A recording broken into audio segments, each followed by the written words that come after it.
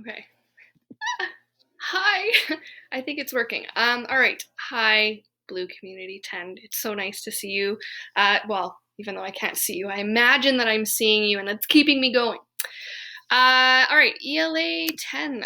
Well, let's just talk. So I have a little bit of a thesis lesson for you here, but let's just talk about some things in general. So ELA content release is now coming out on Wednesdays, obviously, because I am releasing this on a Wednesday. Whatever assignments or tasks are provided, they're due 7 days later. Okay, so next Wednesday is when your assignments or tasks for this week are due. Keep in mind that these deadlines are hard, okay? So if you are not keeping up with assignments and tasks, I probably just won't mark things, right? Because we've got some really weird weeks, and I mean, we're doing a lot of work behind the scenes, your teachers, okay? So I'm trying to get the marking done within the week, and if stuff comes in late, I probably just won't get to it. So please please keep up with the deadlines for things. Okay, what are we doing? We are building up towards writing another essay. Okay, you guys knew this was coming. Remember, the good news is, actually, we'll talk about assessment in general, because you may have heard about the update and I wanted to clarify what's going on. So the last time that we were together was March 13th. Whatever your, and I haven't even touched Power School since then, whatever your final grade is right now is the mark that you will stay at.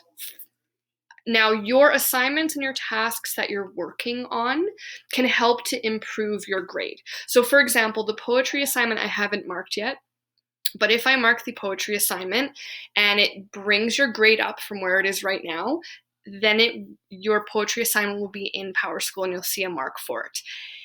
If let's say the poetry assignment would have, under normal conditions brought your grade down, then it won't be included in your mark. Keep in mind that what I had said, a while back when you guys did the chrysalids essay, if you get 10% or more of an improvement on your Scarlet Ibis essay, we'll even just drop the chrysalids essay mark, okay? So I know a lot of you really wanted to get better marks. We're kind of slowing it down and really taking our time with Scarlet Ibis and essay boot camp and all of that. So hopefully your grade will be even higher than what it is right now, okay? I know a lot of you want to improve your grades, so that's what between now and June we're doing, okay? So if you have not already, do your discussion board post first, okay? Get that done because that's analysis and that should be done first. Then you're watching this video right now, and then you're going to work on your task for this week. So I'm going to say bye. You won't see me as I'm talking about essay bootcamp here. But keep in mind also, I think I might do virtual appointments. Obviously once you guys work on your thesis statement, I want to give you feedback. So we can do that digitally. We can do that with virtual appointments. We'll figure it out once we get there. Okay, so let's get to your lesson for today. Bye. Okay, essay bootcamp. Unpacking your topic. So we call it thesis unpacking, but as I mentioned, you're actually unpacking the topic in order to get to a really good thesis. So our learning goals today, I'm just going to review quickly what analytical writing prompts look like, both in -1 and -2, because, some of you may travel back and forth between -1 or -2 streams, maybe not, okay, but it's just good to know what the difference is. Then I'm going to focus on learning or teaching you some strategies for unpacking a writing prompt or topic, and then finally an overview of what the next steps are for essay bootcamp. All right, what does the analytical writing prompt look like for -1 or -2? So -1, the CART or critical analytical writing it always starts with the phrase, discuss the ideas developed by the text creator in your chosen text. All right, so that is how we start off a -1 prompt. Now, for the purpose of this presentation, this is an example prompt that I'm going to unpack for you. However, this is not your essay topic for Scarlet Ibis, okay? So you are not using this topic for your Scarlet Ibis essay. And the reason for that is that this is actually a 20-1 topic. So it is a bit more complex than what your current grade 10 topics are like, okay? But this is the example that I'm going to unpack for you today. Now, before I get to that, an ELA-2 Lit-X, or Literary Exploration Writing Prompt, starts with the phrase, "What is your opinion of the idea?" Okay, so it's a bit more straightforward in terms of you discuss a character from literature or film that you've studied in class, you reflect upon personal knowledge or experience. In a 10 dash or a dash 1 critical essay, you're reflected to go a bit more beyond that, right? To connect socially, culturally to the greater what's going on beyond the text, but also what's going on within the text. Whereas dash 2 is all about what's just going on within the text. Don't worry so much about the bigger picture stuff. Just focus on what the text is telling you. Okay, so those are the differences between dash 1 and dash 2. It's just good to know for the sake of you knowing it, okay? So the meat and bones of our presentation here, strategies for unpacking your topic. Now, I have 2 examples that I'll get to in just a minute here, but when you are unpacking a topic or a prompt in preparation for an essay, the first step you need to do is identify key phrases, okay? So highlight it, circle it, underline it, make sure you've pulled apart the key phrases or words. From there, you need to decode important vocabulary. And you do that by looking up related words known as synonyms or antonyms, okay? Words that are the opposite of that concept, okay? Now, even if you think you know a word, okay, let's say you had a prompt and it had something to do with looking at, I don't know, power in society or something. You might know what the word power means. But when you unpack that word, when you look at synonyms and antonyms, it actually is a way of brainstorming and also providing you with words that you're going to continually use throughout the rest of your essay. Okay, so do not underestimate unpacking specific words. The next step is to watch for specifying words like and, or, okay, because they require a specific approach to the topic. So you'll see that in the example next. Another good step is to turn the writing prompt into a question, because eventually you're creating a thesis statement, okay? So sometimes turning the writing prompt into a question helps set you up for a thesis statement that directly answers that. Another important step is while you're unpacking the topic, you want to brainstorm connections between your chosen text, like the Scarlet Ibis, and the topic. All right, so this is an example of what I am expecting you to submit if you do a digital unpacking of your thesis, okay? The other option here is to do like a written version, like on a piece of paper. Now, there are a lot of ways that you can do this, right? So this is a PowerPoint slide. Okay, so you would put your topic question in the middle of your slide, and then you'd insert some text boxes that help to unpack the thesis. So you could submit, like, I think PowerPoint's the easiest. You might even be able to get away with this in Word with the use of text boxes and things. If you're going to do a written brainstorming, so you could write the question on a piece of paper and then unpack it on the paper. You could scan this to your printer and bring it to your computer that way. You could take a photograph of it and upload it to D2L. So whatever works for you, okay? So I'm gonna go with this digital example first, okay? So the topic question is, remember, this is an example. So this is not an essay topic for your Scarlet Ibis text, okay? So the example, discuss the ideas developed by the text creator in your chosen text about the human need to reconcile the uncertainties of the past with a new or present situation. Okay, so I'm going to start kind of in the top left-hand corner and move clockwise. So human need. That means it is essential to human beings. It's part of the human condition, universal, etc. Okay, I need to kind of unpack that a little bit more, just for the sake of getting that vocabulary and for understanding it better. Okay, so in my essay, I might, I might use the word essential a lot. Okay, in order to come back to the idea of human need. Okay. After that, another important word is reconcile.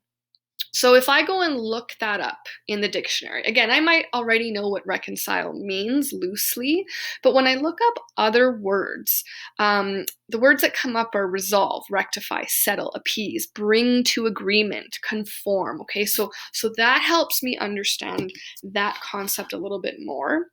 But it also now gives me a whole bunch of other words that I could use throughout my essay when talking about, reconciling, etc. The next important word there is uncertainties.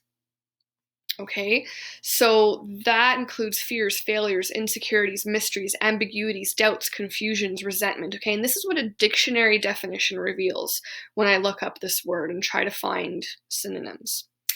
So right away now, as you are unpacking your topic or prompt, you want to start maybe thinking about certain characters or situations in the text, right? So right off the bat, are there characters in the Scarlet Ibis that have fears, insecurities, doubts, resentment? Absolutely there are. Okay, I might make a little note for myself. Doodle fears this. The narrator has resentment towards Doodle because, okay, so that's taking your unpacking a bit further and help, bridging what you're doing this week to what you're doing next week if you want to take that extra step.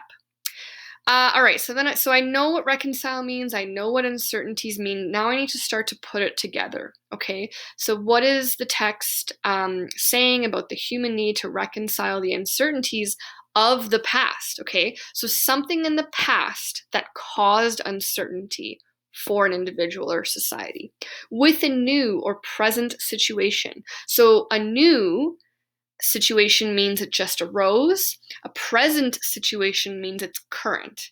Okay, so a new or present situation that allows or forces an individual or society to reconcile a past uncertainty.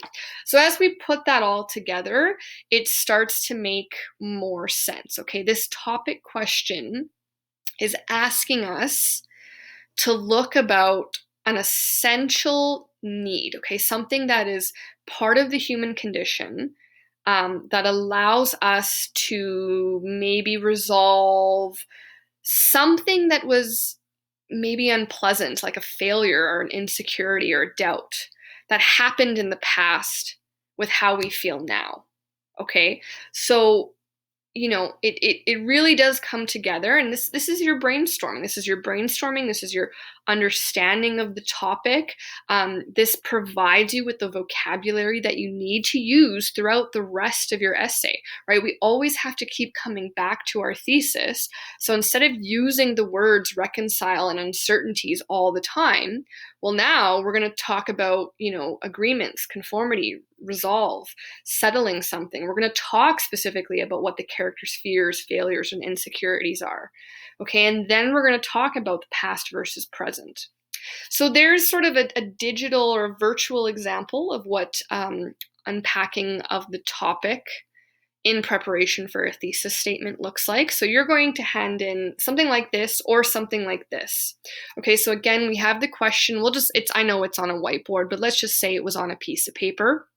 Okay, I have my question written down on a piece of paper. Colors are really helpful here, you guys, just to make your brainstorming really clear. Okay, so as you can see, everything in the blue are like extra vocab words, synonyms, antonyms, unpacking the concepts, and then looking at the word or, right? That's an important word because it means either or both.